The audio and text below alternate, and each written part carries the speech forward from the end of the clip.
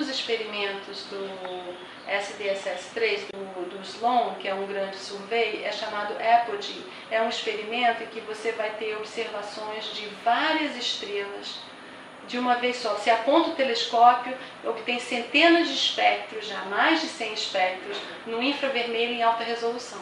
Então, você, a partir do infravermelho, você vai poder estudar uma parte da galáxia que nunca foi estudada, que é o centro da galáxia e o bojo.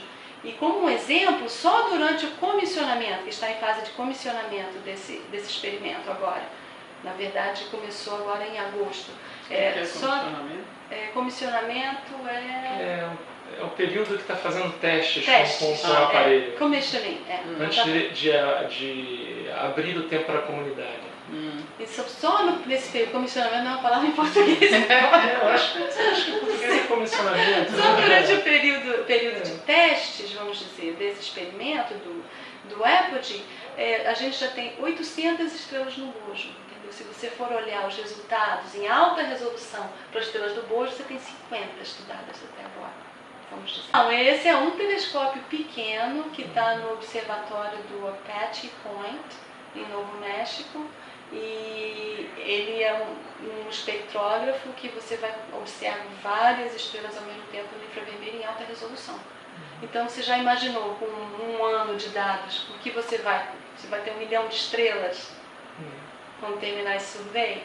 Então isso muda completamente a sua visão da galáxia, né? Se você tiver informação química para 1 milhão de estrelas no bojo e no halo e no disco, talvez você já muda a sua visão da galáxia. Você tem que poder explicar, tentar colocar isso tudo junto. Só que você, para fazer isso, tem que ter passado pela fase e ainda tem que dar passos em compreender a evolução de cada estrela individualmente e como tratar e obter resultados que são de qualidade para uma estrela individual. Porque você vai fazer a mesma análise que você faria individualmente, com o mesmo nível de detalhe, só que para 1 milhão de estrelas. Esse é o avanço que tem ocorrido na área, né?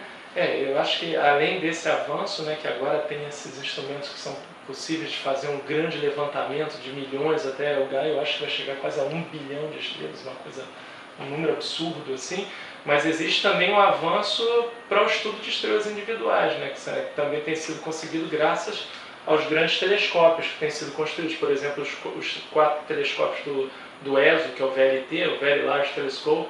São 4 telescópios de 8 metros, aí puxando um pouco a sardinha para o que eu faço. Lá, por exemplo, foi criado, existe um interferômetro que combina a luz de até 3 desses 4 telescópios, então permite que você estude, consiga ter uma resolução angular das estrelas sem precedentes. Então você consegue apontar para uma estrela e você consegue discernir a presença de um disco em torno dessa estrela. E é uma coisa que até a década passada não era possível. Então, além desse avanço para o estudo de milhões de estrelas, também está tendo um avanço para o estudo individual de objetos, né? E esses instrumentos eles não são só aplicados para estrelas, são usados para estudar também asteroides em detalhes, são usados para estudar galáxias enfim, todos os objetos celestes. Então tem um avanço também para o estudo de objetos individuais. Então a tecnologia, um avanço tecnológico está andando em duas mãos, né, para o estudo de uma grande amostra de objetos, mas também para aprimorar o estudo e obter as características de objetos individuais. O ESO, ele é o European Southern Observatory, ele é no Chile. E atualmente o Brasil está em vias de se tornar o 16º, se não me engano, né? 16º, 15º membro do ESO. Seria o primeiro país fora da Europa, tirando o Chile, né? Porque é o dono do local, né? Então o Brasil seria o mais novo membro do ESO. Então o ESO ele é um observatório que foi construído pelos europeus no Chile e que está dividido em 3 diferentes sítios, né? 3 diferentes lugares. Um em La Serena, onde tem telescópios de pequeno porte, mas tem telescópios também de médio porte. Eu falei La Serena, desculpa, La Serena. La Serena é a cidade mais próxima de La Serena. Então o maior telescópio lá tem 3,6 metros, mas aí depois foi construído o sítio de Paranal, onde tem os 4 telescópios, cada um com 8 metros de diâmetro, e agora está sendo construído o ALMA, né, que vai ser um local onde vão ser colocadas Quantas antenas? Eu acho que chega a 110, eu não me lembro. Eu não me lembro precisamente o número, mas são dezenas de antenas parabólicas que vão observar, fazer também um levantamento do céu, só que na região, no espectro, na região do espectro que é do milimétrico, né? E submilimétrico. Então também vai ser muito importante. Porque também está tendo um avanço, os avanços que a gente está tendo também não é só em questão do tamanho dos telescópios, mas agora os telescópios estão conseguindo observar o céu em diferentes faixas espectrais. Antigamente a gente estava muito concentrado no óptico, depois teve o avanço do infravermelho. Aí também teve um avanço grande também na década de 70, 80 no rádio. Agora já está sendo construído instrumentos para observar também no milimétrico, no submilimétrico. E tem os satélites que observam no ultravioleta. Então a gente está tentando pegar dentro do possível, toda a região do espectro. Agora, esses telescópios, eles chegam a registrar uma explosão de estrela, por exemplo? Podem sim. Você falou que dá para ver um halo, né? Ou alguma coisa, uma luz. Isso são os gases? É material que foi ejetado da estrela, gás e poeira. Tem um trabalho de 2009, se eu não me engano, que houve um trabalho até do Olivier Chenot, lá da França, em colaboração com pesquisadores da Índia, que eles observaram, na Índia eles observaram com o telescópio óptico que surgiu uma nova, uma estrela que era um sistema binário, que havia uma estrela que era mais compacta, estava evoluída, já era uma anã branca, e estava sugando matéria de uma estrela gigante que estava próxima. Então, de repente, essa matéria começou a ser sugada, quando ela foi comprimida na superfície dessa estrela, começou a ter uma reação nuclear ali, então a estrela brilhou, teve um excesso de brilho muito forte, então aumentou a luminosidade dessa estrela. Então essa estrela virou uma nova. Então na Índia o pessoal identificou essa estrela, detectou a presença dessa nova e comunicou o pessoal na França. O pessoal na França comunicou o pessoal do ESO que eles começaram a observar essa estrela com esse VLTI, que é a combinação da luz dos 3 grandes telescópios, né, de 8 metros. E eles começaram a registrar a evolução do tamanho da envoltória de gás que tinha sido emitido dessa estrela. Então eles fizeram um levantamento em 100 dias e viram que a estrela evoluiu desde um tamanho que não conseguia ser visto até um tamanho, ela foi aumentando e foram mapeando, registrando a evolução dessa envoltória de gás. Então foi o primeiro trabalho que foi feito com uma estrela desse tipo, em que eles puderam olhar e registrar, observar e ver, detectar e medir o tamanho exato da envoltória e conforme ela foi se expandindo até E aí conseguiram analisar esses gases também? Analisaram, fizeram toda a análise, detectaram e viram que tinha formação de poeira ali em torno, o material ejetado, o gás conseguiu, as moléculas iam se aglomerando e formando poeira, então tinham grãos de poeira que estavam sendo formados e sendo ejetados daquela estrela. Que na verdade, quando as supernovas explodem, que não é o caso da nova, mas uma supernova explode numa galáxia, o que você vê é a curva de variação do brilho. É isso que acontece. Porque na nossa galáxia é um evento raro. É um evento raro, felizmente.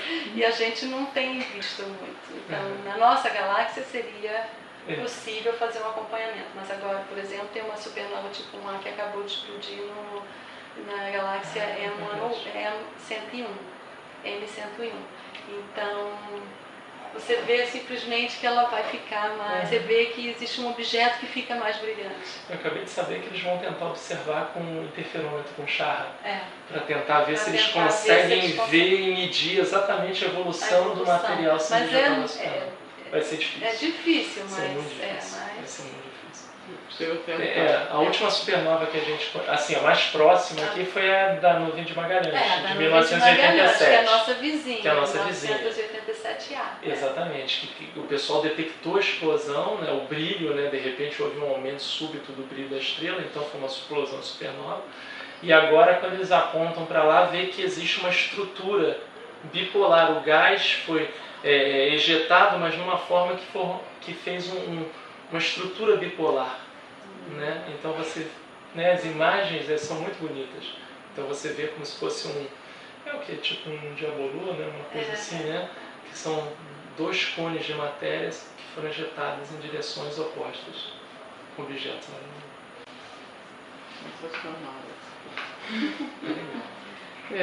quer dizer, então a gente pode afirmar que nós todos viemos das estrelas, né? Como se diz, é uma Os matéria. elementos químicos vêm das estrelas. Isso daí Pois na sua maioria. Somos pó de estrela. Outro dia saiu uma manchete desse tipo, uma matéria, uma revista, um jornal, não me lembro. Aí falando isso, que vem dessas questões mesmo. Quer dizer, esse tipo de pesquisa, você falou aí numa evolução das técnicas e das tecnologias. Quantos anos que está evoluindo a pesquisa em si? Mais ou menos. É uma evolução contínua. Uma evolução contínua, mas acho que está havendo um grande salto nesses últimos... Não, sim, eu entendo. O século XX marcou um grande avanço tecnológico, né? E principalmente depois com o advento dos foguetes, dos satélites, aí realmente abriu um campo espetacular para a astronomia. Que são anos 60, né? Anos 60, final dos anos 60, anos 70. Sim. Mas agora, com os grandes levantamentos começando a acontecer, com esses já previstos, é realmente uma nova era. Com certeza. É realmente uma nova era. Certeza. E que o Brasil está com toda a condição de acompanhar e de participar. Está participando. Isso é perfeito. Essa relação, eu acho que, de uma forma geral, o Brasil sempre participou, né? Mas agora eu acho que o Brasil está com condição verdadeiramente, porque já tem uma massa crítica de cientistas na área de astronomia e tem condição realmente de dar o grande boom. Principalmente se conseguir entrar para grandes consórcios como tem feito, e se fizer isso de uma forma organizada, tem condição de dar um grande boom. Mas uma quantidade muito pequena comparativamente de estrelas vai explodir como supernova, porque você forma muito mais estrelas de baixa massa do que de alta massa. E só as de alta massa vão explodir como supernovas.